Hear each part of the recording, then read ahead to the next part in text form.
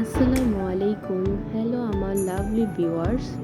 For the first time আমি voice দিয়ে video দিচ্ছি। যদি আমার ভয়েস দেওয়া ভিডিওটি ভালো লেগে থাকে তাহলে আমি আবারও ভিডিও দিব। এই যে আমি এখানে দেশি কই মাছ নিয়ে নিয়েছি। এই কই মাছ দিয়ে আজকে আমি ভাপা করব। এখানে প্রথমে আমি পরিমাণ মতো লবণ দিয়ে দিচ্ছি, তারপর পরিমাণ মতো হলুদের গুঁড়ো দিয়ে দিচ্ছি, তারপর পরিমাণ মতো মরিচের গুঁড়ো দিয়ে দিব।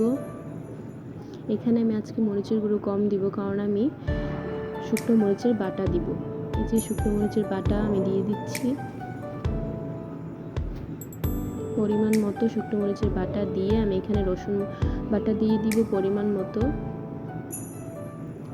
এবার আমি এখানে খাঁটি সরিষার তেল ইউজ করব।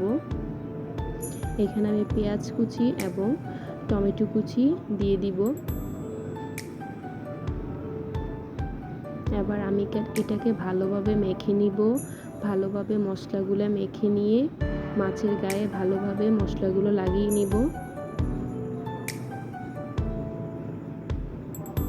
এই যে টমেটো আর পেঁয়াজ দেওয়ার কারণে গ্রেভিটা অনেক ভালো আসবে এবং খেতেও অনেক সুস্বাদু হবে। এটাকে আমি ভালোভাবে মেখে নিব।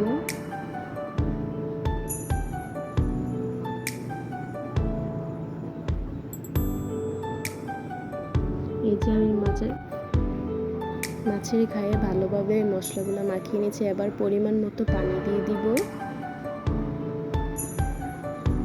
আমি একটু ঝুল করব, তাই আমি একটু বেশি করে পানি দিয়ে এটাকে নেড়েচেড়ে নিয়েছি। এবার আমি এটাকে চেরা কাঁচামরিচ দিয়ে দিব।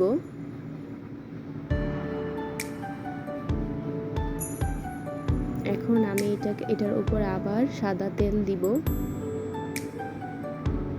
এখন আমি একটি প্যানে একটি স্ট্যান্ড বসিয়ে আমি পানি দিয়ে দিব।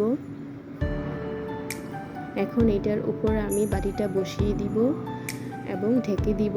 40 থেকে 50 মিনিট পর্যন্ত আমি এটাকে ভালোভাবে রান্না করব। এই যে আমার কই মাছের ভাপা রেডি। কত সুন্দর কালার। এখন আমি এটাকে পরিবেশন করব। আমি এটার উপরে বরহজের পাতা দিয়ে দিব। আপনাদের এখানে কি বলে আমার জানা নেই, আমাদের এখানে বরহজের পাতাই বলে থাকে। এখন আমি এটার উপরে ভালোভাবে দিয়ে দিব। এটা দেওয়ার ফলে অনেক সুন্দর একটি ঘ্রাণ বের হবে, খেতেও অনেক সুস্বাদু লাগবে।